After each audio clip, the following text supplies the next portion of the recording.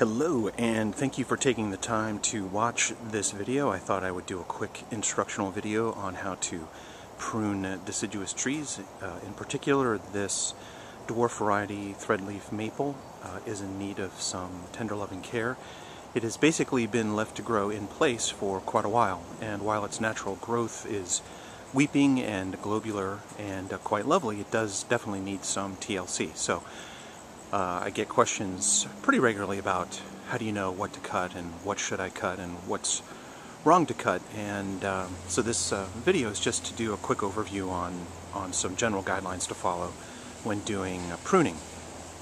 First and foremost, you want to, well, I'll tell you what I do, and that is I follow Hippocrates. First, do no harm. You never want to prune out a tree or shrub where you're taking so much vegetation or so much wood that you're damaging the health of the tree and putting its life at risk. So you have to know what time of year to do what and when it's best to just lay off. In this case, we're in late October. This tree, the sap is moving furiously towards the root system. It has a ton of foliage, which is all energy producing, which is on its way to the root system as we speak.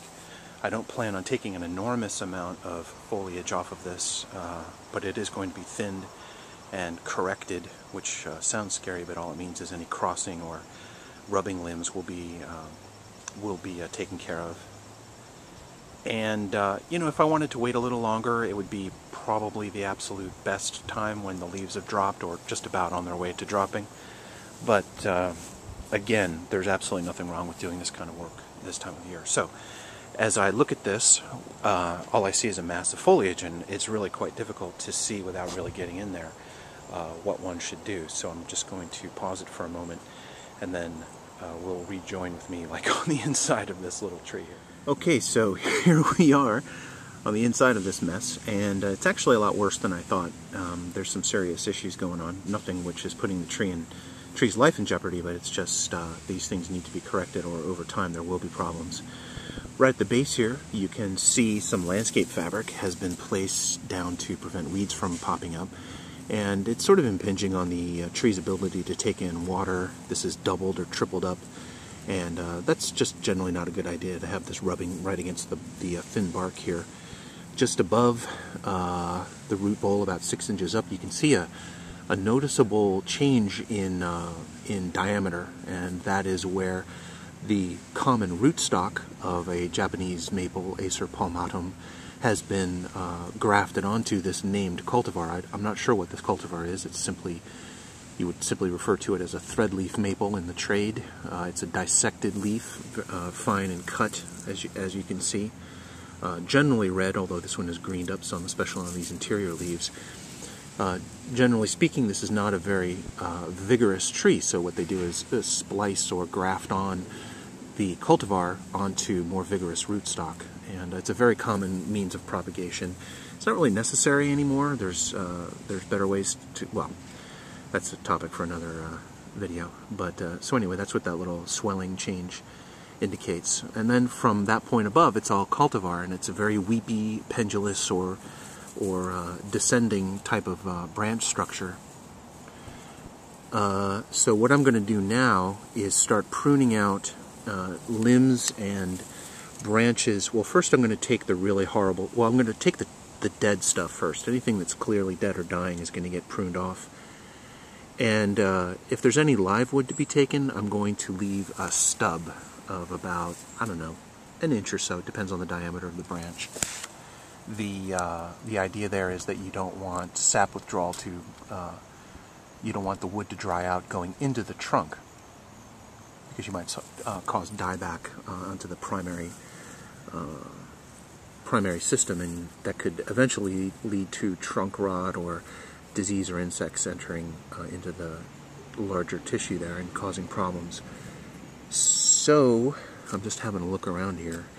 This is a good time to talk about branch structure. You've got your trunk, and then primary branches, right? Secondary branches, tertiary branches, and so forth, on out to the finer and finer ramification. And in each case, you have a decision. Do I take it here? Do I take it back to here? Do I take it back to here? This thing's kind of a mess. So I've already pruned out, you know, a bit of dead and overlapping branches, and the problem that I'm finding, if you check the silhouette of this tree, you'll see some things popping out here and there, little areas of congestion, and when you chase back those areas and part the foliage, you will see poor pruning decisions prior to this have resulted in little explosions of growth at the tips of the branches, which were pruned back incorrectly. I'm not sure if you can see that, but these are crossed, pretty substantial branches which are rubbing. So each of these secondary branches have to be chased back into the trunk system. We've got to go this way to find out where it's safe to remove them, so that this overlapping issue ceases, and so that you have something attractive to look at in the winter. Once all these leaves drop, the beautiful squiggly lines of the pendulous branches are really quite lovely to look at, as long as they aren't chaotic and jumbled and crossing. So actually it's going to be a little more work than I anticipated, but not a problem. I just take my time and run up each branch and see what needs to be done. So without even trying very hard, that little pile you see there is how much I've taken out from the interior, just addressing certain crossing and cracked branches. It's starting to rain, so I'm going to have to stop for the day. But this will be continued. This is going to be a medium to long-term project, getting this all squared away. Okay, just to give you some idea of how much wood I've removed from this Japanese maple, this is the back of my truck. I'll pull back here. I've taken probably half of the total soft wood and foliage on the tree, and what remains is either, in my opinion, critical for vitality over the winter, or is aesthetically appropriate, or is so large that to take it off at this time of the year would put the tree in jeopardy of disease or decline. So it's a subtle transformation at this point, just because of the wall of foliage. These are very full. I think I've heard them described as cousin-it trees. Its real beauty is, in my opinion, the fall coloration, the tracery of the winter branches, and of course the new growth is just spectacular. But then it leaves out into this, you know, bushy thing, which is best, in my opinion, in a corner as a visual special to sort of, you know, an eye rest. So what I've done is clear out the crown a little bit. I've removed and edited some of the more inappropriately branching woody branches and soft growth I just rubbed off. There's a few errors in here that need to be hard pruned. I would probably take this one, except I'm concerned the client won't appreciate such a bare spot in the top there. I rather like that, being able to see the tracery, but that's not everyone's cup of tea, so I'm leaving it for the pruning over the winter. And then I'll just move to the back here, and I've cleaned out the lower third as much as possible. Again, there's some low-hanging branches which were roughly pruned years ago that probably need to come out over the winter, but I'm going to wait and see what's what. So there it is, simple pruning.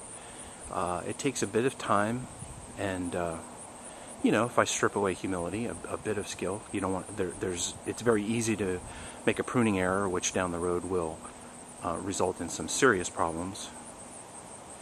And just to give you, if you're not in the business, some idea, this tree, baldin burlap, at a nursery at this size would be, I don't know, anywhere from $1,200 to $2,200 boxed. So it's of you know, it's of substantial value, and it has its place in the garden. Absolutely, it's a wonderful little special to have. So I hope that this video has been helpful to you. If you have any questions about pruning, or if you think I've made some errors, please let me know. I definitely want to be the best I can be at this sort of thing. So thanks for your time.